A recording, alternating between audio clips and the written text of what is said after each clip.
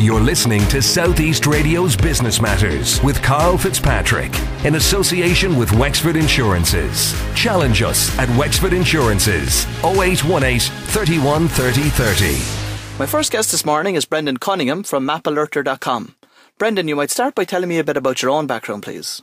Okay, well, I studied geography at NUI Maynooth and UCD. I did a Masters in Geographical Information Systems, that's digital mapping, programming behind Google Maps, different things like that.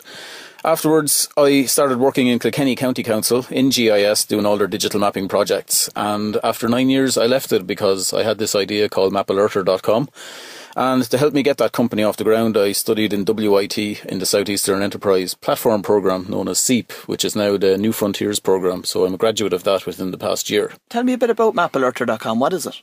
Okay, well, it's an alert system for people living in Ireland and people living in Wexford who want to receive alerts from their county council. So, say Wexford County Council know that something's going to happen, like a water disruption or a road closure, or if the river levels are looking high, there might be a flood or severe weather. And people want to know what is happening in their area. It's all based on location and hence the word map in the title. So mapalerter.com allows people to register on the website, and they must supply kind of general contact information such as mobile phone, email address, and optional, they can also provide their landline number. So with that, when a council issues an alert, they tell people what's actually happening in their local area. And this is because during registration, members of the public can actually take a point on the map and say, I live in this area. They can take a point on the map and say, I work in this area. And from here, we know what alerts they should receive. And that's the unique proposition with the technology. Tell me a little bit about the background to the technology. How was it built?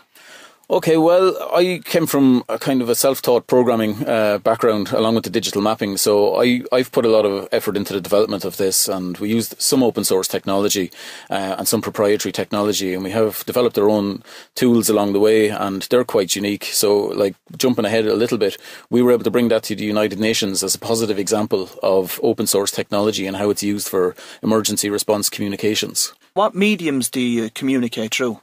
Okay, well, there's plenty of text alert companies out there and text systems, and we don't want to affiliate with text systems because if you're reliant on one channel and it goes down, well, your system is useless as a result. Whereas mapalerter.com, it allows you to send alerts. The council can issue alerts via text message, email, landline phone call, as well as automated social media management.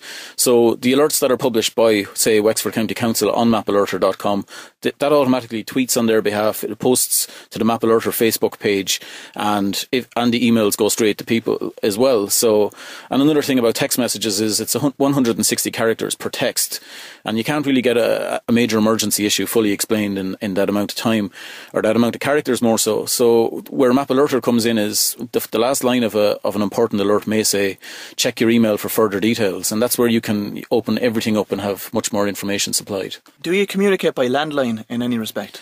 We do, actually. We've just recently developed and launched the landline alert feature of Mapalerter, and this is for another couple of reasons. One thing is, when we're supplying this to county councils, and we don't want to alienate any members of society who might not have a mobile phone and aren't familiar with the internet or don't use the internet. And you're obviously looking at more age action issues here, that people who are elderly might want to receive alerts, but they've no way of registering on this service. So what we're hopeful of is that members on Mapalerter will be able to add the landline and location details for people who are in vulnerable situations in order to receive landline alerts. I know that Wexford County Council were the first local authority to embrace tech technology. Tell me about the journey to date with them.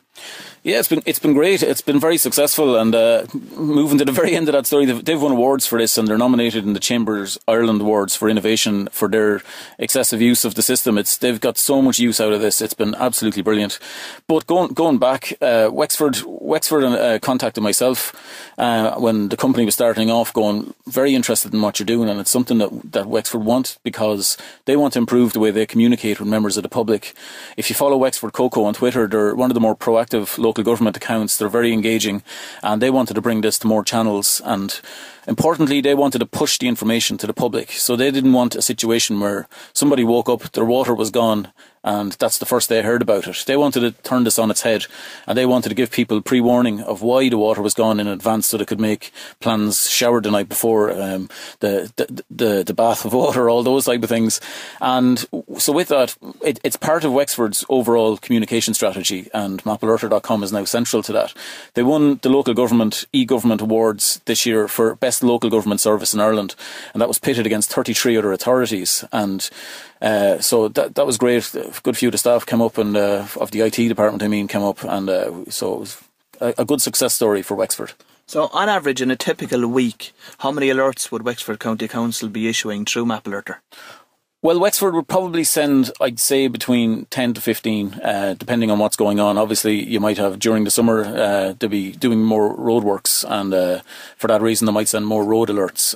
Whereas in winter, traditionally, you're going to get more severe weather, obviously, and that's why it varies from week to week, but the more common alerts would be water service disruptions and scheduled roadworks that are taking place around County Wexford.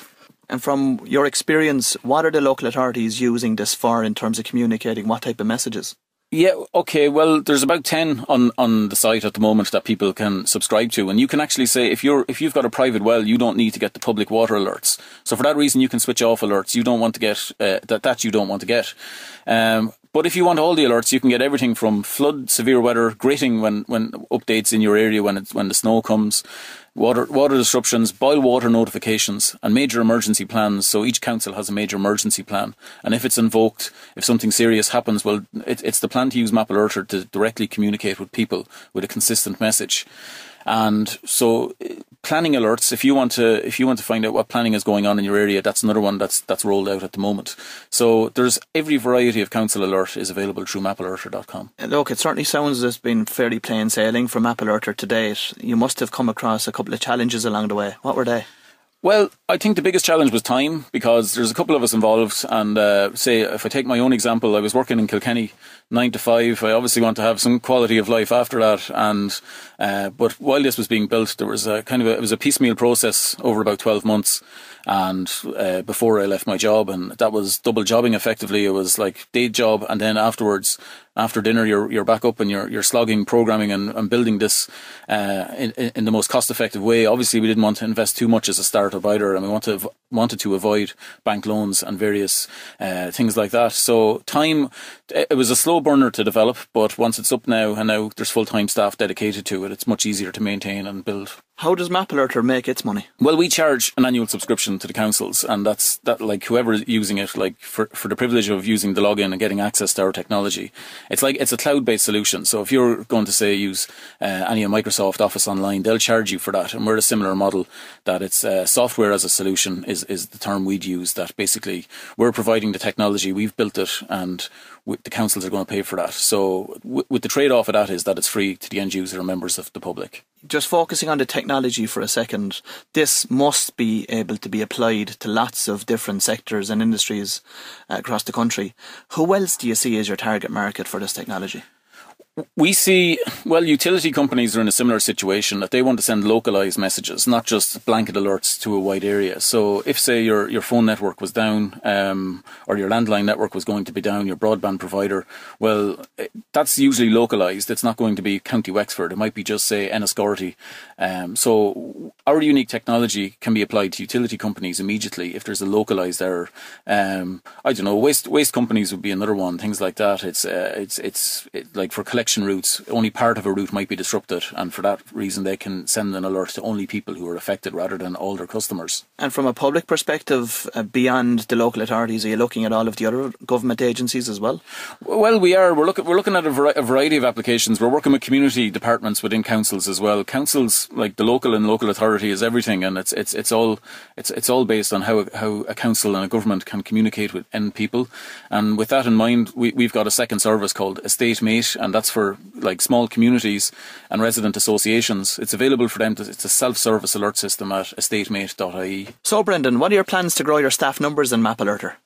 Well, it's a good question, and it's very topical in-house at the moment, but we're looking to build, obviously, a company where we can deal with many clients in many industries, and for that reason we're looking to hire sales and marketing staff. In the short term we'd be looking at JobBridge as a solution for that, but it's definitely something, upon a successful candidate, that we'd be able to keep them and work with them, and hopefully that will grow the company further. So if anybody wants to send in their CV and they're a graduate or they're on in looking for a JobBridge placement, just go onto the Map Alerter website and get in touch from there. And ideally, what would their background have to be? Sales and marketing, more so marketing, I suppose, at the moment. Like, we're very confident with our technical skills to bring it to this level and to bring it beyond this level. So it's more so somebody who can do customer relationship management. So somebody with a background in B2B type marketing as opposed to B2C? A combination of both, actually. We see between EstateMate, which is B2C more so, and Map Alerter, which is B2B, we'd see a combination of both. And what are the growth plans for the future, internationally in that? Well, international is something that we hope will happen sooner rather than later. I touched upon the fact that we've presented Map Alerter to the United Nations, and that was at a conference in Geneva last year, and that opened up a few doors to see what other people were doing. And it came to a situation where people were more interested in what we were doing, and we developed a pilot alert system for Western Samoa.